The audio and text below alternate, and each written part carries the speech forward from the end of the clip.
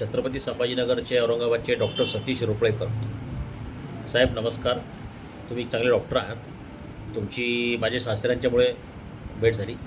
एकदा माझे सासरे आजारी पडले तर तुमच्याकडे ॲडमिट केलं होतं. मग तिथं तुम्ही सांगितलं ऑपरेशनला 3 लाख लागतील, पण त्यांच्या मुलीने निर्णय घेतला की ऑपरेशन करायचं गरज नाही आणि त्यांची तब्येत सुधारली.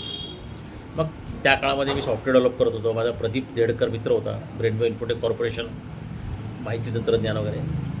तर राजकीय नेते मला पैसे द्यायला तयार होते, तो काही प्रॉब्लेम नव्हता. मी काही तुमच्याकडे पैशासाठी आलो नव्हतो, पण मला तुमचा स्वभाव, बोलणं, गप्पा सगळं आवडला आणि मी म्हटलं ह्या रेप्युटेड माणूस आहे, आपण ह्यांना संधी दिली पाहिजे.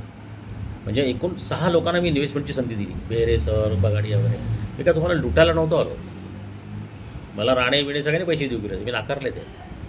आणि पैसे काय, माझी बुद्धिमत्ता वगैरे. बरं त्याच्यानंतर काय झालं, तुम्हाला मी म्हटलं प्रदीप देडकर जेव्हा त्यांनी अनिरुद्ध देशपांडेचं डील नाकारलं आणि तो पळून गेला सॉफ्टवेअर कंपनी घेऊन, तर मी तुम्हाला दोघांना पत्र लिहिली की तुम्ही कंपनी माझ्या ताब्यात द्या, मी तुमची देणी फेडतो. प्रदीपने कंपनी मला दिली नाही आणि केस तुम्ही माझ्यावर केली. जेव्हा डॉक्टर मनीषा जोशीने अक्कलकोटला 6 जानेवारीला गुन्हा दाखल केला तिथल्या संगप्पा कापसे काँग्रेसच्या विरुद्ध, तर तुम्हाला सिद्धाराम मैत्रे आणि अंडरवर्ल्डचे फोन आले आणि 7 जानेवारी तुम्ही जव्हार पोलीस स्टेशनला माझ्याविरुद्ध गुन्हा दाखल केला. त्यात कुठे फसवणूक झाली साहेब? माझी बुद्धिमत्ता, माझं गुडविल, तुम्हाला मी संधी दिली. तुम्ही 2.5 लाख रुपये टाकले प्रदीपच्या कंपनीत, 2.5 लाख तुमचे रमेश वैद्य मित्रांनी टाकले. ह्यात फसवणूक कुठे झाली? बरं पुढे मी याचिका दाखल केली, ती माझ्या भावाने फेकून दिली हायकोर्टातून. आज त्याचं काहीही नाही, तो गुन्हा संपला, त्याचा रेकॉर्ड संपला, सगळं झालं. मग जी माझी बदनामी झाली जबाबदारी कोणाची? आणि तुम्ही माझी ॲग्रीमेंट का नाही केलं? बरं तुम्ही जे ॲग्रीमेंट आमच्यासाठी पुण्यात केलं होतं ते बोगस निघालं. बरं तुम्हाला आणि प्रदीपला मी सेटलमेंट करायला तयार होतो, ते तुम्ही दोघांनी नाकारलं का? ह्याचा खुलासा तुम्ही करा जाहीररित्या.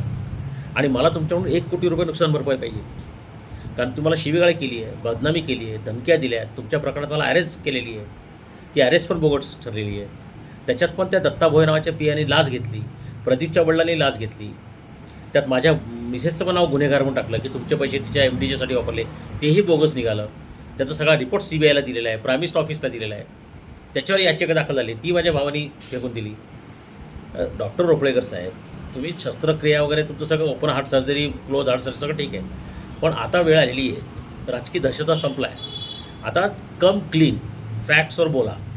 तुम्ही गुंतवणूक केली प्रदीपच्या कंपनीत, सॉफ्टवेअर तो घेऊन गेला, मी गुन्हेगार कसा? तर तुम्ही माफी मागा, 1 कोटी रुपयाची नुकसान भरपाई द्या, पेपरला जाहिरात पण द्या की माझी चूक झाली, माफी मागतो. तुम्ही आणि रमेश वैद्य दोघं, तुमच्या मिसेस आणि स्मिता वैद्य दोघंही. कारण ती केसचे आता डॉक्युमेंट सगळे नष्ट झाले. महाराष्ट्र शासन म्हणतं आता FIR वगैरे काही नाही आहे. त्याच्यामुळे आता हा महाराष्ट्र शासनाकडे मी नुकसान भरपाई मागणार आहे, 25 कोटीची नुकसान भरपाई मागणार आहे. कारण ह्या प्रकरणात मला अटक झालेली आहे, बेकायदेशीर मारहाण झालेली आहे, माझ्या खुनाचा प्रयत्न झाला आहे कस्टडीमध्ये. त्यावर डॉक्टर रोपळेकर